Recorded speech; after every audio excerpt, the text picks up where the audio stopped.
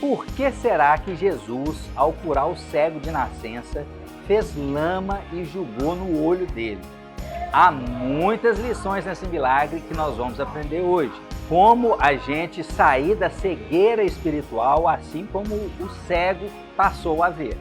Quando Jesus curou o cego através de um simples lodo, uma simples lama, a gente vê mais uma vez a simplicidade de que Jesus está nas coisas humildes. Todo cristão, ele precisa de uma célula. Todo cristão, ele precisa de frequentar um pequeno grupo. É muito importante nós, como crentes, estarmos conectados. E se você não é inscrito no canal, escreve aqui, compartilha, manda essa mensagem para pessoas que você vai poder ajudar, que estão precisando ampliar a sua visão espiritual. Hoje nós vamos dar sequência na nossa série de estudos sobre os milagres de Jesus, segundo relatou o apóstolo João, e hoje nós vamos para o milagre em que Jesus cura um cego de nascença. Lembrando sempre que os milagres são chamados de sinais, porque a finalidade deles não é o milagre simplesmente em si, e a gente vai ver isso hoje aqui, tá? O milagre, a função dele é ser um sinal, apontar para Cristo. Ou seja, o milagre é para revelar que Cristo é Deus. Ele está se revelando. Tanto é que a gente vê no Novo Testamento Jesus fazendo coisas que no Antigo Testamento se fazia. Nós vamos ver esse milagre aqui da cura do cego. Jesus passa barro no olho dele e manda ele se lavar. Naamã, para ser curado, ele teve que ir no rio e se lavar 7 vezes. Então, a gente observa um paralelo, ou seja, foi Deus que curou, não é? Então, o mesmo Deus que curou Naamã, curou o cego, e ele usou a mesma coisa, vai lá e se lava. Então, o milagre serve para isso, reconhecer quem é Jesus, muito mais do que simplesmente o cego passar a ver, o pão se multiplicar junto com o peixe, a gente comer e ficar cheio, ou acabar o vinho e transformar a água em vinho. O que mais é importante é mostrar que Jesus Cristo é Deus. Esse é o propósito do milagre, por isso que é chamado de sinal. Então vamos lá. João, capítulo 9, nós vamos estudar o capítulo inteiro hoje, hein? Cristo é a luz do mundo. Jesus estava fazendo um tanto de milagre. Qual que é o contexto disso aí que a gente vai observando cada vez mais? Jesus vai fazendo uma série de milagres e cada vez mais os fariseus vão ficando irritados com ele, certo? Tanto é que já teve situações que Jesus, por exemplo, a gente viu que ele multiplicou os pães e peixes, depois andou sobre as águas, e isso chegou à festa dos tabernáculos, que fala, se você lê o capítulo 7 e 8, está na festa dos tabernáculos, que quando Jesus vai para Jerusalém. Então ali estava acabando a festa dos tabernáculos e Jesus estava lá em Jerusalém, certo? E aí, o que acontece? Jesus já tinha irritado muito. Na própria festa, quando fala festa, eram vários dias de festa. E aí, num dos dias mais cheios da festa, Jesus foi para o templo e estava ensinando. E o pessoal não gostava. E aí tem aquele episódio da mulher adúltera que eles queriam apedrejar. E aí Jesus escrevendo, fala assim, quem não tem pecado, atire a primeira pedra. E os fariseus estavam doidos, porque eles queriam matar a mulher apedrejada. E realmente, a lei dava essa punição. Só que Jesus traz uma outra versão, né? Fala, é verdade, mas quem não tem pecado, joga a primeira pedra. E eles já não gostaram disso. Aí depois Jesus vira, lá em João 8,12, fala, eu sou a luz do mundo. Lembra que ele fala, eu sou 7 vezes, coincidentemente, no livro de João? Eu sou a luz do mundo. Quem me segue não andará em trevas, mas terá a luz da vida. Isso é importante porque o cego anda nas trevas, né? Essas trevas aqui são trevas espirituais. Mas olha só a correlação que a gente vai vendo. Então Jesus falou a luz do mundo e agora ele fala a luz do mundo de novo. Então mostra que ele é fonte de iluminação, ele faz transformação no interior, ele mostra uma visão restaurada, ele restaura a nossa visão. Muitas vezes a nossa visão está míope para muitas coisas da nossa vida. tanto na parte espiritual, que é o mais importante, são as piores consequências, são as consequências espirituais, mas também nós temos consequências nessa vida. Se você tem uma visão deturpada, míope da sua vida profissional, você está passando dificuldade, você está passando por problemas que na sua vida profissional você não deveria passar, tá certo? Né? Você merece a vida que você tem. Né? Então, às vezes, por causa da sua visão deturpada, um tanto de coisa ruim que está acontecendo é por causa da visão deturpada. A gente tem que buscar de Jesus com humildade que ele nos mostre qual que é a visão correta. E é isso que faz aqui. E a gente vai ver que os fariseus, eles insistem em negar. Insistem em negar.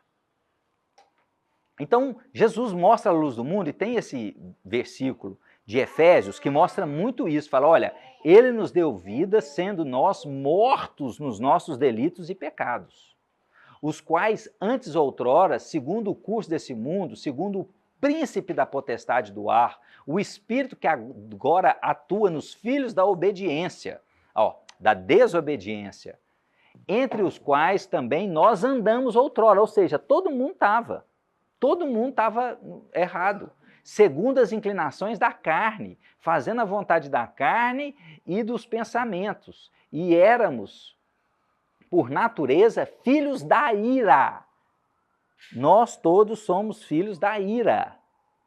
Mas Deus, sendo rico em misericórdia, por causa do seu grande amor, que nos amou, estando nós mortos dos nossos delitos, ele nos deu vida juntamente com Cristo, para que somos salvos. Então a gente estava nas trevas, a luz do mundo, que é Cristo, veio e nos resgatou. Se não fosse o resgate de Jesus, a gente estava no salvo. Olha só o que Pedro fala, 1 Pedro 2:9. Vós, porém, são geração eleita, sacerdócio real, nação santa, povo exclusivo de Deus, para anunciar as grandezas daquele que vos chamou das trevas para a sua maravilhosa luz. Então, Jesus, quando ele traz a visão, ele está trazendo luz. Essa é a simbologia. Jesus traz luz na nossa vida, luz no nosso caminho, ilumina o nosso caminho. E a gente vê que a fé vai ser um processo que vai acontecendo, e a gente vê esse processo acontecendo com o cego. Né? Só que aí eu quero chamar algumas atenções desse caso, porque é o seguinte, primeira coisa, ele chega para o cego de nascença, e os discípulos que questionam, falam aqui, por que ele está assim? Eles já dão duas alternativas, A e B. Ou é porque os pais pecaram, ou é porque ele pecou. Ou seja, de acordo com os discípulos, era gente que andava com Jesus. Tá? Então, ainda mais quem não anda. Acreditava que já colocou na caixinha e já julgou. Tem das duas uma. Ou foi o pai que pecou, ou foi ele que pecou. Tá certo? Isso é um falso dilema. Porque você fala, ou é isso ou aquilo. Na verdade, não é nenhuma das duas coisas. Jesus vai e desmancha isso na hora. Ele fala, olha, nem ele pecou, nem os pais dele. Isso aconteceu para que se manifestassem as obras de Deus. Outras versões falam que se manifestasse a glória de Deus. Aí é uma coisa assim, a gente vê que a Bíblia, ela mostra alguns casos, por exemplo, o paralítico do tanque de Betesda, Jesus vira e fala, vá e não peques mais, para que não te suceda coisa pior. Então, ou seja, isso dá a entender que ele era por alguma coisa, estava relacionado com o pecado. Agora, só porque uma pessoa está com isso, não quer dizer que todo mundo que está doente é consequência de pecado dele ou da família. Muitas vezes não tem nada. Foi como Jesus mostrou aqui. A Bíblia deixa clara essa informação aqui para a gente saber que toda doença que acontece, a gente não sabe falar o fundo. Muitas vezes ela pode ter um fundo espiritual, mas a gente não sabe. Não tem como falar, a menos que Jesus nos revele. Certo? Nem ele, nem os pais pecaram. Isso aqui aconteceu porque Deus vai manifestar a sua obra. Se isso não acontecesse, Deus não ia poder curar o cego. Então agora você está cego, na verdade foi só para que Deus quer que você cura. Tá certo? Aí você pensa assim, não, mas sacanagem de Deus, né? Que Deus faz uma coisa dessa, né? A gente, realmente, os pensamentos de Deus são muito mais superiores do que o nosso. Por que que isso aconteceu? Todo o contexto, né, que envolve isso aí, os propósitos de Deus, a gente não sabe, é muito superior. Mas aí, a gente aprende várias coisas com o cego e que é importante a gente ter. A gente não entende todo o processo, mas a gente tem que acreditar. O cego, olha só, o cego chegou, olha só como é que Jesus faz. Do mesmo jeito que você fala, pô, mas que sacanagem, deixou lá. Agora, vem cá, Jesus com todo o poder, ele podia fazer assim, ó, e o cego enxergar. Em vez de fazer isso aqui e o cego enxergar, o que ele faz? Cospe, faz uma lama e tafuia no olho do cara. E ele não estava nem vendo direito. Não sei se ele escutou Jesus cuspir ou não. Não sei, né? O cara não viu nada. Né? Ver não viu. Então, ou seja, se ele tiver escutado Jesus, aí talvez ele até falou, o que que é? Mas aí ele podia pensar que era outra pessoa que estava do lado de Jesus, não ia pensar nem que era Jesus. Não é mesmo? Jesus cospe, mete aquele areia no olho do cara, literalmente, né? Terra no olho do cara, babada, terra babada no olho do cara e manda ele lá no tanque se lavar. Olha que loucura. E o que que ele fez? Ele podia muito bem falar, não, Jesus, aí não, aí é demais, né? Eu já sou cego, já estou passando nisso aqui, você ainda vai e me faz uma dessa e joga areia no meu olho? Não, você vê que não fala nada. Jesus fala, vai, ele vai. E outra coisa, para ele ir, ele deve ter pedido ajuda, porque ele é cego. Como é que você manda o cego ir lá para a coisa sozinho? Vai. Entendeu? Ou seja, ele fez tudo, a gente tem que aceitar. Às vezes você fala assim, não estou vendo, eu não entendo, Jesus, por que que o Senhor deixou esse cara ficar cego tanto tempo, desde que ele nasceu, ele já é velho, homem velho, adulto, ele está cego há décadas, só para manifestar a glória? Não entendo, verdade, mas é. Do mesmo jeito que eu falo, aqui, o Senhor vai meter um barro no olho do cara para curar. Por que o Senhor não faz assim? Cura. Aí são coisas de Deus, a gente entra... Isso tá para nos ensinar o seguinte, a gente não entende o processo, do mesmo jeito que o Pedro não entende o processo das coisas que estão acontecendo. Ele não tem noção. Uma criança, ela não tem noção das coisas que estão acontecendo em volta dela. Ela não tem noção do perigo, ela não sabe das coisas que podem acontecer, que pode machucar. Ela vai pegar um negócio que sabe que o negócio vai cair em cima dela, e ela vai, depois que cai, ela chora, mas ela não tem noção. Né? Assim como existe um abismo da criança para o adulto, o abismo de nós para Deus é infinitamente maior. Então a gente não entende. O que a gente tem que fazer? Acredita. Se Deus, Jesus virou, cuspiu, jogou terra no seio, você fala, amém, glória a Deus, é de Deus. O que é para eu fazer? É para lavar? É, sinal que eu vou enxergar. Entendeu? Não é para lavar hoje, não é para lavar daqui uma semana. Eu vou ficar uma semana com essa terra babada no meu olho aqui, não tem problema não. Tá? Então é isso que esse milagre é um dos grandes ensinamentos que a gente aprende com esse milagre. Certo? A gente tem que reconhecer que Deus é superior e ele mandou fazer daquele jeito, não entendo, mas eu vou fazer. Né? E aí Jesus vem e fala assim, aí Jesus fala isso, e aí ele aí ele já emenda. A gente tem que fazer as obras dele enquanto é dia. Enquanto é dia, por quê? Porque eu estou aqui. Depois eu não vou estar mais. Aí não vai ter jeito. Certo? Enquanto eu estou no mundo, aí ele fala de novo. Ele já tinha falado lá no capítulo anterior que ele é a luz do mundo. Agora ele fala de novo, eu sou a luz do mundo. E ele está falando luz aqui por quê? Porque ele vivia nas trevas, ele não enxergava, ele não via a luz. Depois de dizer isso, Jesus vira e fala, tem que trabalhar até agora, vou aproveitar enquanto eu estou e tal. Vai lá e cura. Aí curou, cuspiu na lama e fez ele lá. E aí, olha só, então ele diz para o cego, vá e lava-se no tanque de Siloé. O cego foi, lavou e voltou vendo. Então, os vizinhos que antes o conheciam, olha só, aí o vizinho, na hora que viam ele, olha só como é que fica. O pessoal fica atordoado com o negócio. Você vê que eles não querem aceitar, o milagre está evidente lá. Está evidente. Por isso, gente, que às vezes a gente acha que a pessoa vai converter por causa de milagre. Não necessariamente. Ela vai converter se o Espírito Santo tocar. Se o Espírito Santo não tocar, ela vai ver pão cair do céu, ela vai ver os outros andar sobre as águas, ela vai ver as águas abrir, a pessoa passar no mar, no rio fundo, na lagoa funda, e tá, vai ver isso tudo, vai ver morto ressuscitar e não vai acreditar. Porque a dureza de coração. Olha só o pessoal falando, não é ele não. Aí o outro vira, não, é ele. Aí o outro, não é não, parece com ele, mas não é ele. Aí ele mesmo fala, gente, sou eu mesmo. Certo? Aí o pessoal indigna, mas como é que você voltou a enxergar?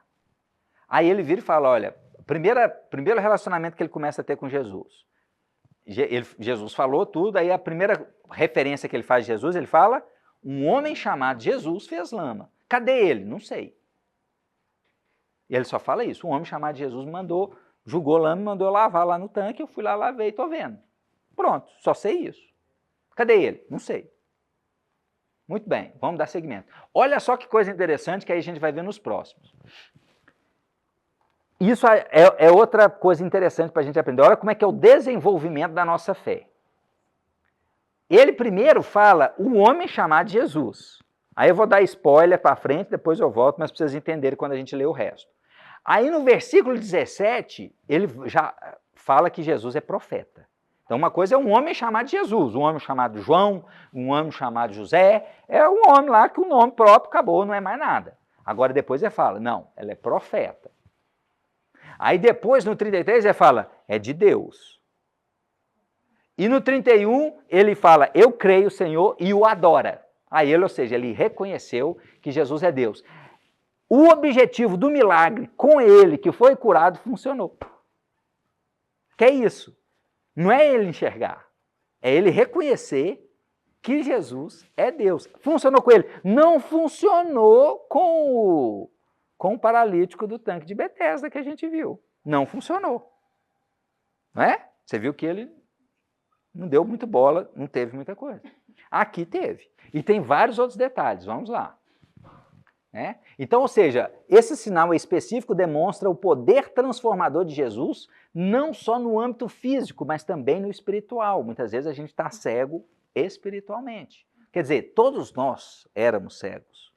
E mesmo depois que a gente conhece Jesus, a gente sempre está aprendendo. Então, muitas vezes a gente... Cuidado para a gente não se acomodar. Porque senão você começa a imitar fariseu. Que sabe muito de Bíblia, sabe a verdade, sabe ensinar, está certo naquilo que ensina, mas não vive aquilo. É frio. Apesar de saber demais. É igual a igreja de Éfeso em Apocalipse. Sabia demais, não deixava o falso profeta, não deixava a heresia chegar, mas tinha perdido o primeiro amor. Então, ele faz um estabelecimento de um paralelo da cegueira física com a cegueira espiritual que aflige a humanidade. A humanidade está cega. É um sinal poderoso, mas tem muito mais do que simplesmente o fato em si. Ele é um sinal que tem um propósito teológico de revelar Jesus, né? E mostra aí uma narrativa, uma história transformadora. Jesus transforma a vida. Assim como ele transformou a vida do cego, ele passou a enxergar e começou a ver um mundo que ele não conhecia, nós também, mediante Jesus, a gente pode começar a enxergar e ver um mundo que a gente não via. Isso em várias áreas. E a gente vive transformação. A soberania de Deus no sofrimento humano é outra coisa interessante. Olha só, nem ele pecou, nem os pais, mas foi para que se manifestassem as obras de Deus. Isso é a soberania divina, não tente entender, aceita. E do mesmo jeito que o cego aceitou passar a lama no olho dele, mandar ele lavar o olho sujo de lama, de terra no olho dele, terra babada, ele foi quietinho e fez isso e voltou vendo, todo feliz. A gente não entende a soberania de Deus. Então, por que Deus deixou esse cara ficar 30, 40, estima-se aí que ele tinha seus 45, 50 anos, né? Porque depois os fariseus, a gente vai ler sequência, os fariseus interrogam ele, depois interrogam de novo, depois também vão falar com os pais dele, porque eles estão querendo assim, falar assim, não, mas ele era cego, por que está vindo? Eles estão querendo achar uma coisa que não... Procurando, como diz lá quando eu era criança pequena em Divinópolis, procurando pena em ovo, pelo em ovo. Né? Tipo assim, não é uma coisa que você não vai achar, não é comum ter, e o cara está querendo achar umas coisas que não tem. Então eles não querem acreditar que ele era cego há décadas e agora vê. Então é a soberania divina, né? A manifestação da glória de Deus, o propósito redentor de Cristo, né? Que é o sofrimento para servir os propósitos de Deus. Então tem todo um propósito. Então, dentro do sofrimento, tem a soberania de Deus, tem um propósito, tem uma providência, não é punição, né? Então, a gente entender que muitas vezes o sofrimento é isso. Tem hora que a gente fica questionando muito sobre o sofrimento, né? Então, vamos continuar. Aí os fariseus interrogam o cego, a partir do versículo 13. Levaram os fariseus aquele que antes era cego. E era sábado, no dia em que Jesus fez a lama e abriu os olhos. Você vê que Jesus, ele também era picuinha, não era não? Ele só cura no sábado. É para causar. Jesus era intencional. A gente já falou isso aqui. Era lei que não poderia fazer essas coisas no sábado? Sim, é lei. Só que é lei para os homens. Jesus Cristo não está sujeito a essas leis, nem a lei da gravidade. Ele anda sobre as águas. Então, ele tem todo o poder para fazer o que ele quiser no sábado, no domingo, na segunda, na terça, na quarta, do jeito que ele quiser. E ele faz de propósito para causar.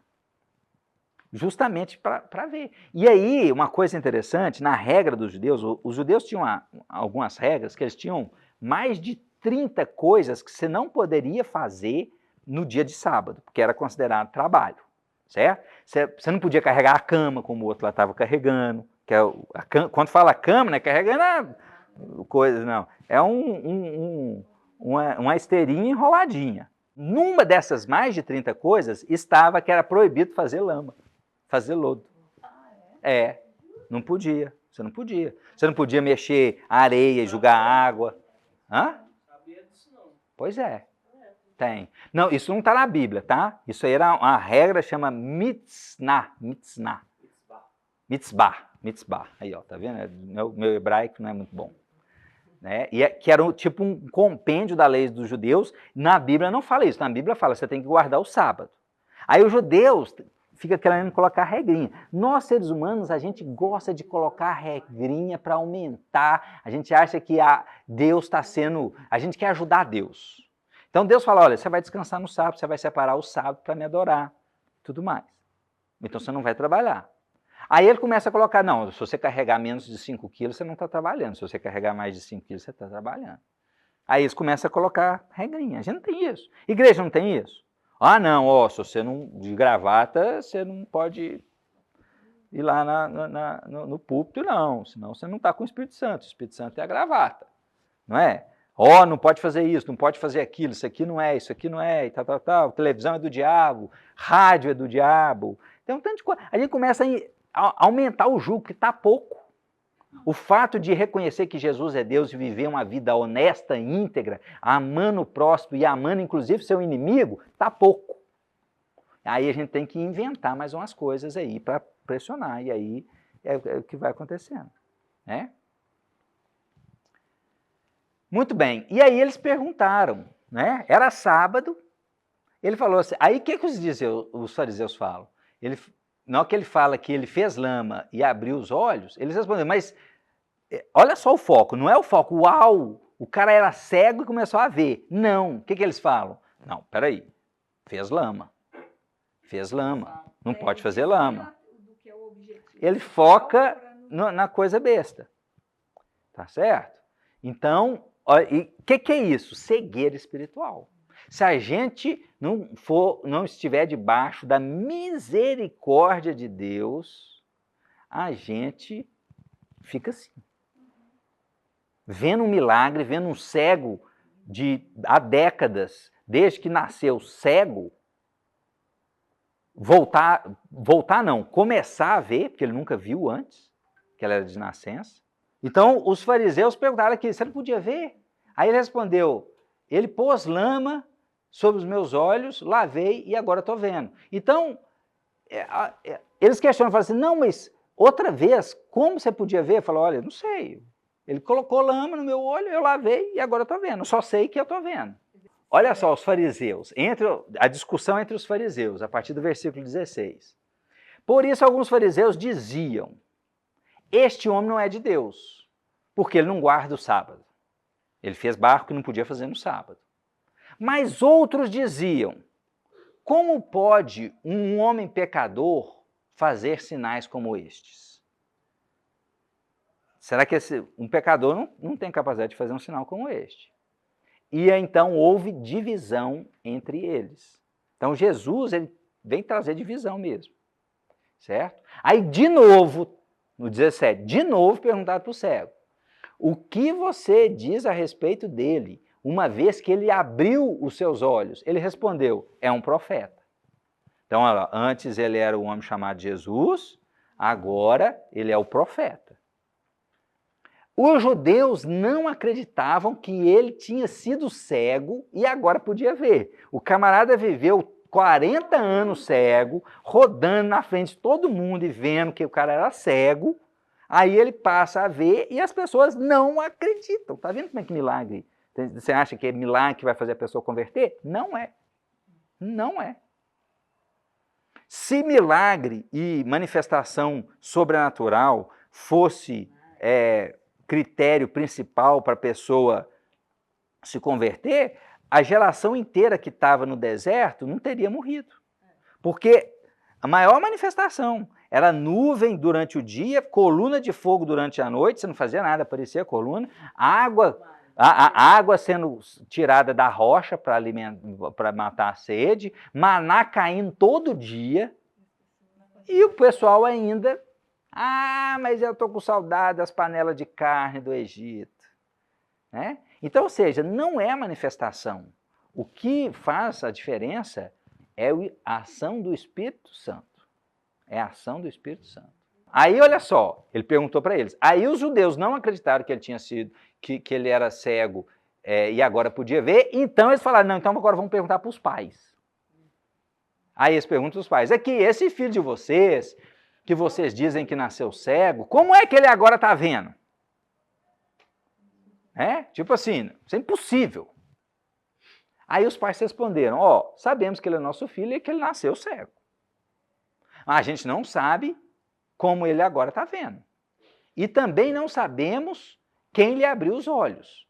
Aí os pais já jogam de novo para os fariseus a bola quente. Falando, olha, pergunta para ele já tem idade, ele já é mais velho, ele já é adulto. Pergunta para ele fala por si mesmo, a gente não sabe não estava com ele lá. Só que aí no 22 ele explica por que eles falaram isso. Porque os pais dele disseram isso porque eles estavam com medo dos judeus. Porque estavam sendo perseguidos. Então, se ele reconhecesse que Jesus tinha feito um milagre, eles estavam com medo de ser expulso da sinagoga, que é o que fala lá. Pois eles tinham combinado que se alguém confessasse que Jesus era o Cristo, seria expulso da sinagoga. E dando spoiler, a gente vai ver que o cego foi expulso da sinagoga. Quando ele era cego, ele podia ficar na sinagoga. Agora que ele enxerga, ele não pode mais ficar na sinagoga. Ele foi expulso da sinagoga. Tá? Foi por isso que os pais disseram, ele já tem idade, pode falar por si mesmo. Para eles tentarem, assim, aliviar, falar, sai de mim, não vem me questionar não, que eu não sei não. Não quero... Aí eles chamaram, pela segunda vez, o homem que tinha sido cego, e falaram aqui, fala a verdade diante de Deus. Nós sabemos que esse homem é pecador. Aí ele responde, se é pecador eu não sei, uma coisa eu sei, que eu era cego e agora vejo. Olha só, ele já está reconhecendo que ele é profeta.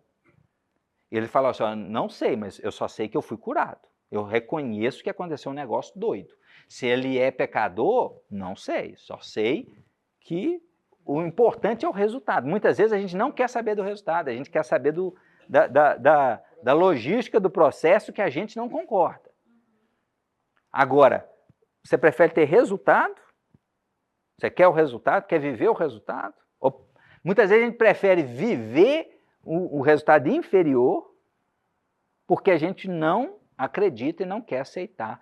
Está cego, míope, por causa de alguma coisa, né? E espiritualmente isso é o pior das coisas, mas isso na sua vida empresarial, na sua vida matrimonial, né? Em vários aspectos da nossa vida. É o orgulho gritando. É o orgulho gritando. É o orgulho. Eles não queriam admitir que Jesus curou, com todos os sinais à volta. Às vezes a gente lendo isso, a gente fala assim, não, mas que burro, dá 0 para ele, né? Como é que eles não perceberam? Tem que saber quantos zeros eu já tomei. Pois é. A gente toma um tanto de 0. Você está pensando o quê? Isso aí está ali para a gente. Você acha que tá certo? A gente não enxerga. Então, aí olha só o que ele falou. Perguntaram outra vez. O que ele fez a você? Como é que ele abriu os olhos?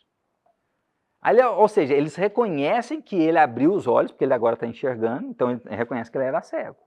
Só que eles não querem aceitar e querem falar que Jesus é pecador. Né? Aí ele respondeu, gente, eu já lhes disse, mas vocês não ouvem. Ou seja, vocês não querem escutar. Por que querem ouvir outra vez? Por acaso vocês também querem ser discípulo dele? Ele aí meio que vai irônico. Aí o cara, o ceguinho, o recém-enxergante, cutucou a onça com a vara curta, cutucou a caixa de marimbondo. Então eles o insultaram e disseram, discípulo dele é você, nós somos discípulos de Moisés. Sabemos que Deus falou a Moisés, mas esse nem sabemos de onde é. E aí eles já estavam, por isso que eles estavam doidos para matar Jesus, porque antes disso, Jesus lá, depois vocês leem o 7 e o 8, ele fala isso, ele fala tem o caso da mulher adúltera, que ele desmanda. Antes disso, os fariseus, no capítulo 7, os fariseus eles mandam guardas para prender Jesus. E os guardas vão, certo? O guarda chega lá, os guardas do Império Romano, então eles não eram judeus. Os guardas vão lá para prender Jesus. Só que eles escutam Jesus e falam assim, não tem como prender. Aí ele volta falando para eles, gente, não tem como prender. Ninguém falou como ele fala. Os guardas. Então o fariseu já torceu o nariz. Então vai torcendo o nariz um tanto de coisa. Os fariseus, assim, cada vez está ficando mais irritado com Jesus. Né? E aí o homem respondeu, é estranho que vocês não saibam de onde ele é, né? Mas ele me abriu os olhos. Eu estou enxergando. Olha só olha só como é que o cego teve transformação. Sabemos que Deus não atende pecadores, pelo contrário, se alguém teme a Deus e pratica a sua vontade, a esse ele atende.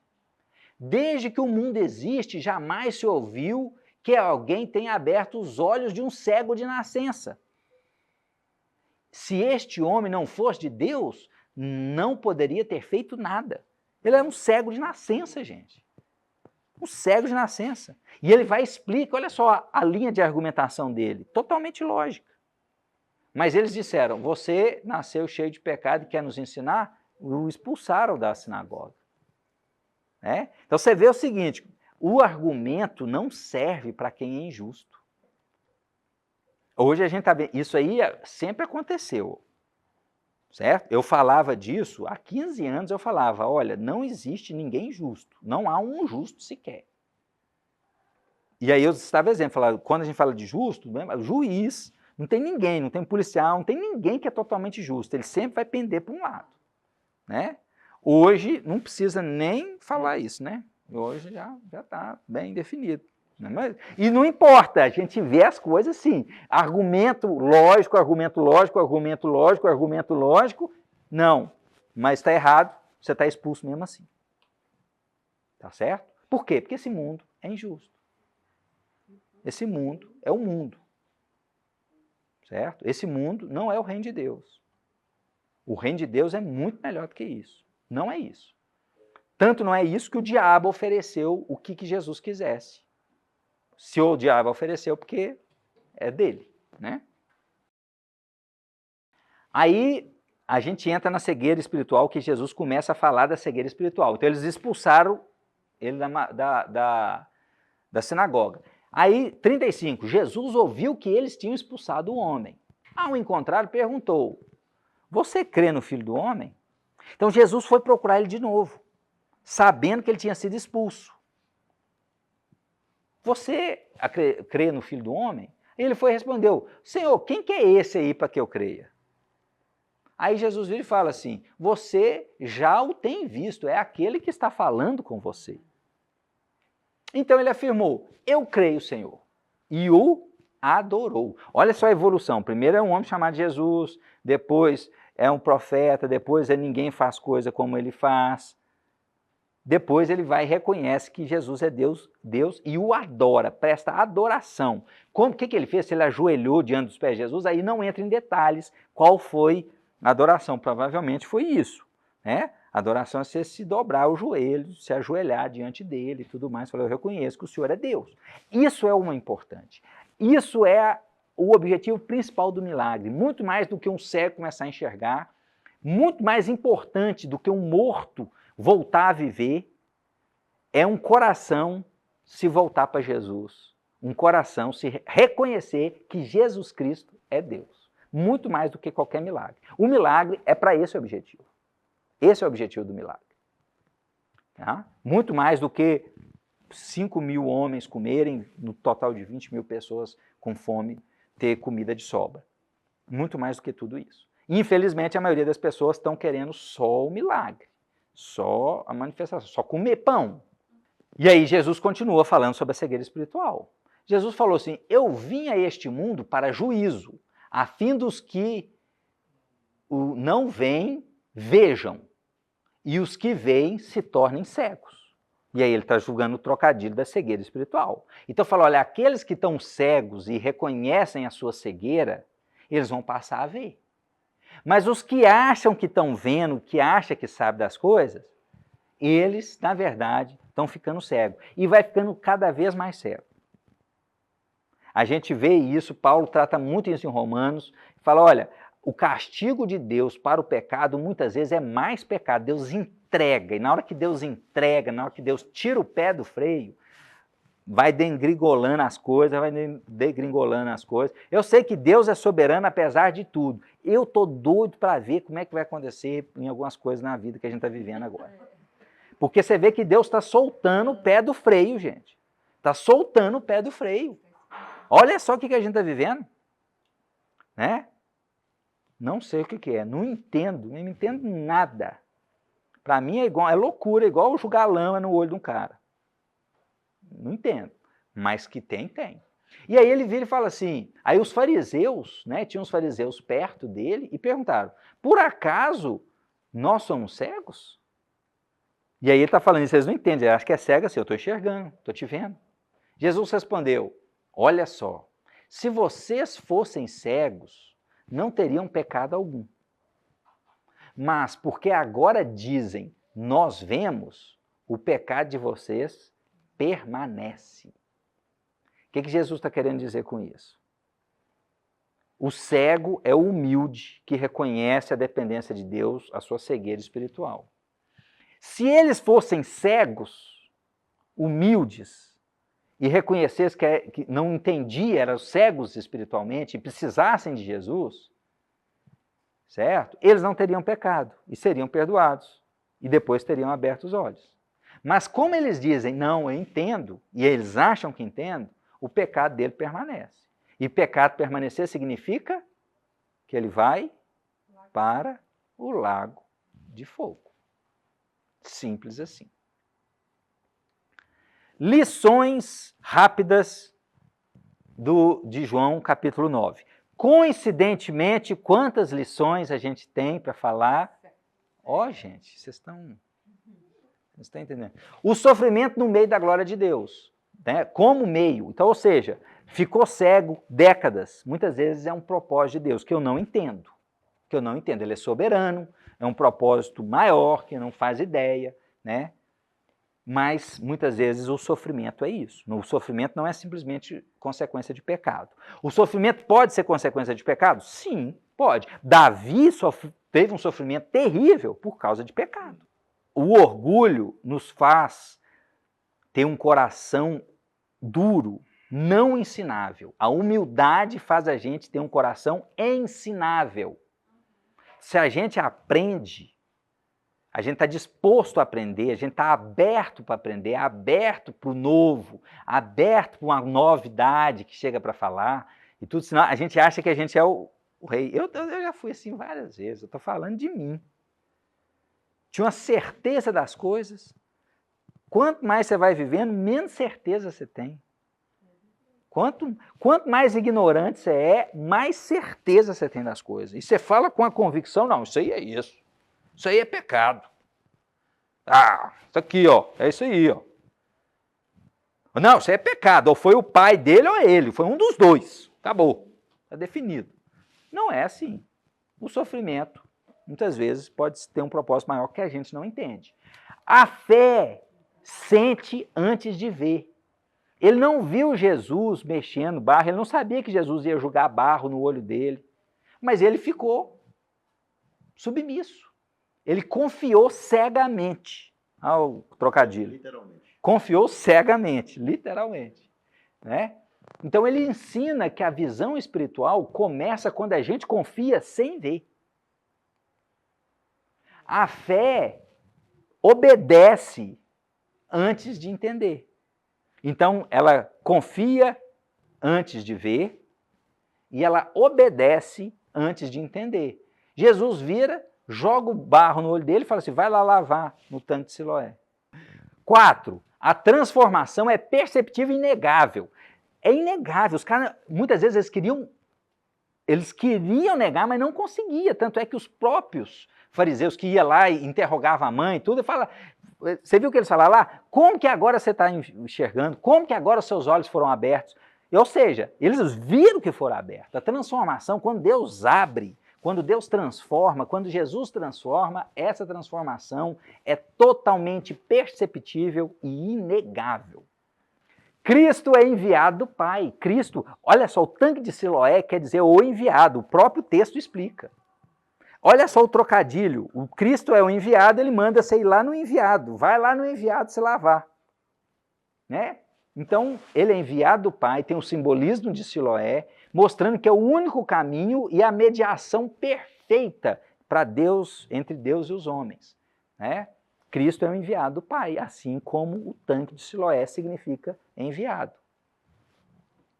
A graça substitui a desgraça. Aí uma coisa que a gente não sabia. Mas se você for lá em Lucas, capítulo 13, versículo 4, fala que a torre de Siloé, que estava do lado lá da região onde tinha o tanque de Siloé, caiu e matou 18 pessoas. Então aquele local era igual o 9/11, lá as torres gêmeas. Tá? Era um lugar terrível, que tinha uma ideia de morte, um lugar ruim, um lugar de tragédia. E Jesus tem todo o poder de o quê? De transformar a tragédia em bênção, a transformação divina. Foi no mesmo lugar que o cego começou a enxergar. Então, ou seja, a graça substitui a desgraça. A graça é irresistível e tem o poder de destruir qualquer pensamento equivocado ou qualquer tradição que seja, ela tem a capacidade de transformar, seja lá o que for. Cristo busca os rejeitados. Ele fala, a gente viu lá, Jesus Cristo sabia, quando Jesus Cristo ouviu que ele tinha sido expulso da sinagoga, ele foi até ele conversar com ele. Foi Jesus que procurou ele, de novo. Jesus, ele procura os rejeitados. Né? Então, ele passou por essa expulsão religiosa, uma perseguição injusta, né? Jesus sabe. Então, toda vez que a gente sofre injustiça, pode ter certeza que Jesus está sabendo. Às vezes a gente fala assim, pô, mas Jesus sabe da injustiça que está acontecendo comigo e não faz nada. Acredita que ele sabe que ele domina sobre tudo. Agora, ele quer julgar, na minha concepção, tá? Digo eu, Adriano, eu vejo o seguinte, claramente, que Deus quer julgar com as regras que ele inventou, sendo que ele pode suplantar qualquer regra. Certo? A ponto dele fazer Jesus vir na terra se transformar em homem e morrer. Ele podia fazer várias outras coisas, mas ele quis fazer dessa forma. É um plano dele que a gente não entende. Então ele quer fazer isso. Então tem hora que a gente vai passar por sofrimento, a gente tem que aguardar, a gente tem que esperar o tempo de Deus, a gente não entende o que está acontecendo, mas ele tem os seus propósitos. Isso é nítido. Certo? Então, aceita, você nunca entende. A gente nunca vai saber tudo. E o processo de abrir a visão, ele é gradual. Assim como o cego, apesar do cego ter acontecido essas fases no mesmo dia, certo? O processo da gente transformar nosso coração para Jesus, muitas vezes para a pessoa entender que Jesus é Deus mesmo, porque às vezes Jesus é um profeta, um cara gente boa e tal, assim como teve Maomé, Jesus foi um outro cara marcante na história e tal. Na hora que você entende, muitas vezes tem gente que gasta décadas para entender aquilo. Às vezes ele ouve, ficou ouvindo desde criança e vai entender aquilo com 60 anos de idade. Pode acontecer. É um processo. Né? Algumas considerações finais. Jesus como juiz e redentor. Ele fala assim, ó, Jesus diz, lá no versículo 39, eu vim a este mundo para juízo. Aí você fala, pô, mas Jesus também tem outra fala lá que ele fala que ele não veio para julgar o mundo, mas veio para salvar o mundo. O que é isso? Então, por que está... tem um paradoxo na Bíblia. Né? Lembra que eu falei dos pseudo-paradoxos? Você vai ver, porque Jesus parece que Jesus está se contradizendo. Porque se ele fala que eu não vim para julgar o mundo, e agora ele vira e fala, eu vim a este mundo para juízo, né? Primeiro ele fala juízo, não quer dizer necessariamente que eu vim para julgar. E o juízo aí, a palavra, ela quer dizer, pode se referir tanto à ação de julgar, quanto às consequências da decisão. Então Jesus veio para mostrar a separação e as consequências das escolhas. Então ele vem para mostrar que o cego vai enxergar e o cego espiritual vai continuar mais cego. Isso é que ele veio fazer. Não é o julgar, ele vai julgar em Apocalipse quando ele voltar. Aí ele vai ser juiz, certo? Então, é essa a questão. Agora, ele é principalmente redentor. Né? Então, ele é redentor para aqueles que reconhecem que são cegos espirituais. Nós reconhecemos isso. Ele é juiz para aqueles que se consideram espiritualmente iluminados, os arrogantes, os que acham que sabem tudo.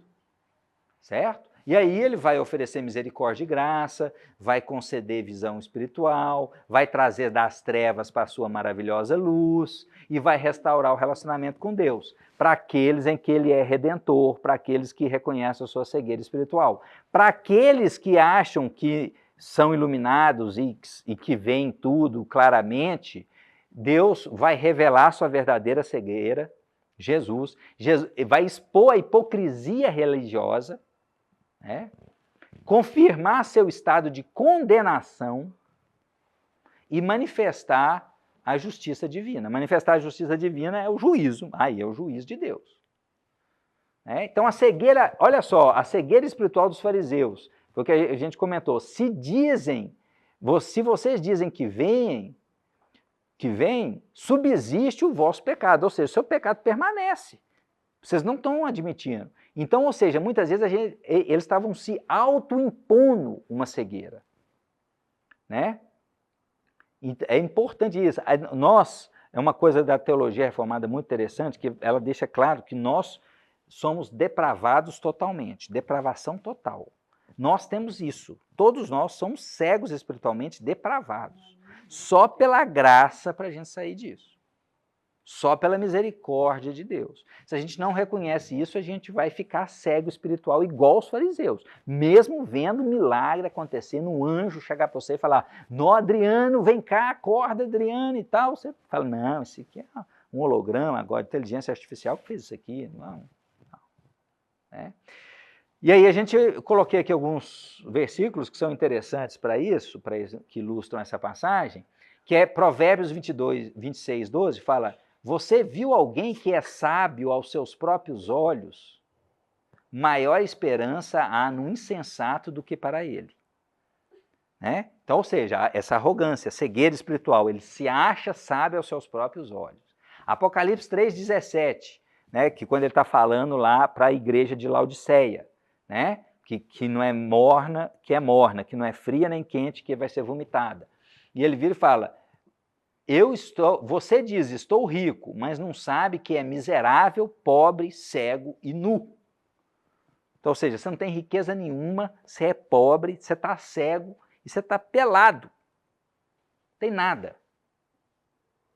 E Mateus 23, 16 fala, ai de vocês, guias de cegos, um cego guiando outro cego. Né? Então, a gente vê muito isso. Então, que a gente possa aprender com esses milagres de Jesus, na qual, do mesmo jeito que ele curou a cegueira espiritual de um cego de nascença, que ele cure a nossa cegueira, e não só cure a nossa cegueira, mas que ele amplie a nossa visão mais e mais. Ele sempre pode ampliar a nossa visão. E a gente tem uma visão diferente das coisas, certo? Isso é extremamente importante. Não é à toa que Jesus virou e falou, capítulo do livro Teologia do Corpo, tá certo? A visão de mundo que você tem é isso. Quanto Deus te dá mais visão espiritual, mais você olha. Jesus vira e fala o seguinte, se os seus olhos forem luz, o seu corpo terá luz. Se os seus olhos forem treva, o seu corpo será tenebroso. Né? Ou seja, como é que você olha a vida? O seu olhar da vida é um olhar de luz ou não? Dependendo do nosso nível de visão espiritual, a gente vai enxergar muito mais. Cabe a nós buscarmos isso. E como é que busca isso? Estudando a Bíblia, falando com Deus, buscando a Deus, conversando com Ele. Eu já falei esses versículos. Muito obrigado. Deus abençoe. E aí, o que você achou do estudo? Gostou? O PDF está disponível aqui, você pode ter acesso. Tá? Aproveita, segue a gente se você não segue, se inscreva no canal, encaminha para alguém que está precisando, para você ajudar com a mensagem de apoio. E se você não viu os episódios anteriores, os outros milagres de Jesus, acompanhe aqui no canal, porque eles estão todos lá disponíveis para você, inclusive com o PDF dos slides para você baixar e estudar.